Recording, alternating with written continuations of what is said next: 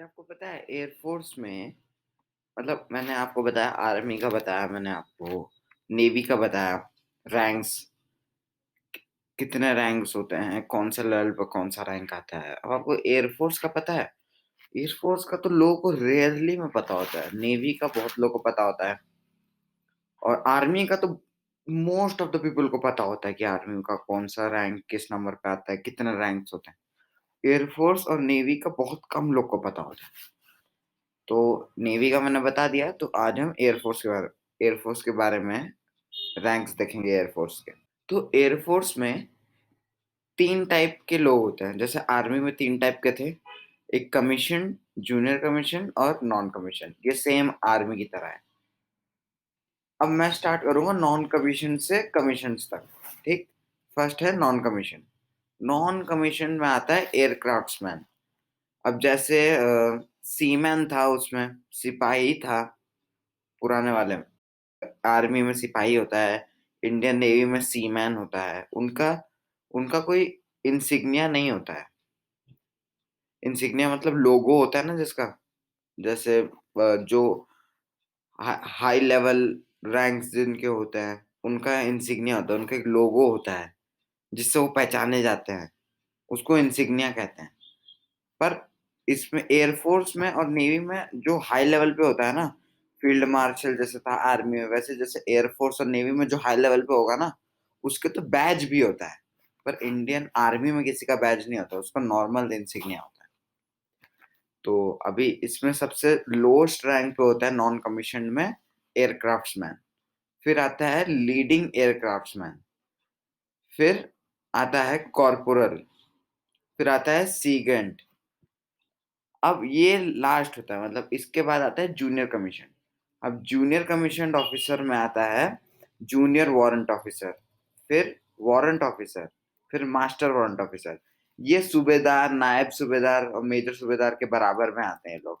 मतलब समझ सकते हो, आपको याद होगा तो आपको समझ में आएगा कि जूनियर कमीशन किसके बराबर होगा। अगर आपको समझ में नहीं आ रहा है तो मैं ये बताता रहूंगा कि कौन सा नेवी का कौन सा रैंक, आर्मी का कौन सा रैंक होता है। क्योंकि आर्मी का रैंक बहुत इजी होता है, जितना नेवी का नहीं होता है उतना आर्मी का इजी होता है। फिर आता है फ्लाइंग ऑफिसर, वो लेफ्टिनेंट के बराबर होता है। फिर आता है फ्लाइट लेफ्टिनेंट, वो होता है कैप्टन के बराबर, जो हमारे कैप्टन होता था ना आर्मी में, उसके बराबर। फिर आता है क्वाड्रॉन लीडर, वो होता है हमारे आर्मी में मेजर के बराबर।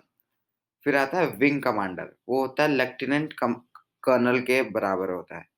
आर्मी का लेफ्टिनेंट कर्नल होता है और एयरफोर्स का विंग कमांडर। फिर आता है group captain. Group captain colonel के बराबर होता है। कर्नल और ग्रुप कैप्टन एक ही पोस्ट पे होते हैं, पर वो अलग अलग जगह पे हैं, एक नेवी एक आर्मी। फिर आता है एयर कोमोडोर, वो होता है ब्रिगेडर के बराबर।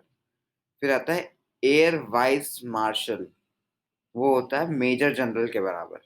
फिर आता है एयर मार्शल, वो होता है लेफ्टिनेंट जनरल के बराबर। फिर आता है एयर चीफ मार्शल, वो होता है जनरल के बराबर।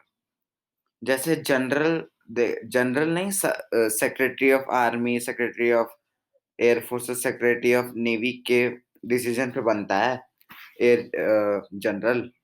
मैंने बताया था कि जनरल ऐसी अपॉइंट होता है कि secretary of navy, secretary of army and secretary of air force मिला के डिसीजन लेते हैं कि जनरल कौन बनेगा। वैसे ही एयर चीफ मार्शल को सेक्रेटरी ऑफ एयर स्टाफ, मतलब सिर्फ सेक्रेटरी ऑफ एयरफोर्स का सेक्रेटरी ही बस इसको अपॉइंट करेगा।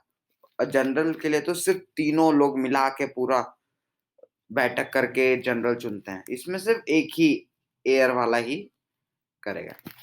फिर आता है मार्शल ऑफ इंडियन एयरफोर्स, सबसे बड़ा रैंक। जैसे फील्ड मार्शल एडमिरल होता है, इससे सबसे बड़ा रैंक होता है ये।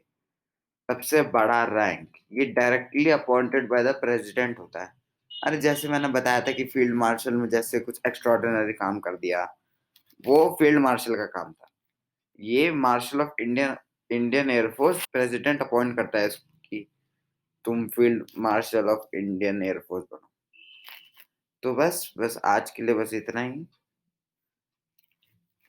ही है बस। और क्या, एयरफोर्स का हो गया। मेरी थोड़ी तबीयत खराब चल रही थी इसलिए वीडियो नहीं डल पाई, पर कोई बात नहीं, हम ऐसे ही अब वीडियो डालेंगे। 2-2 चैनल है तो उसका भी काम करना पड़ता है, और आप लोग सब्सक्राइब नहीं कर रहे यार। इतनी मेहनत कर रहा हूँ मैं, इतनी मेहनत, पता भी नहीं चलता, इतना रिसर्च करना पड़ता है इस चीज़ पे। कुछ-कुछ वेबसाइट्स तो फेक होती हैं, वो कुछ भी डाल देती है अपने मन से कि ये ऐसा होता है, वैसा होता है, पर मेरे को पूरा रिसर्च करना पड़ता है। फिर वो वेबसाइट को देखना पड़ता है कि ये सही बोल रहा है कि नहीं। तो ऐसे बार-बार रिसर्च करके 1-2 दिन लग जाता है रिसर्च करने में। तो मेहनत को थोड़ा एप्रिशिएट किया जाए और सब्सक्राइब किया जाए। बस 2 वीडियो लेट हुई है थोड़ी, पर बाकी वीडियो जल्दी आएँगी। तो तब तक के लिए बाय।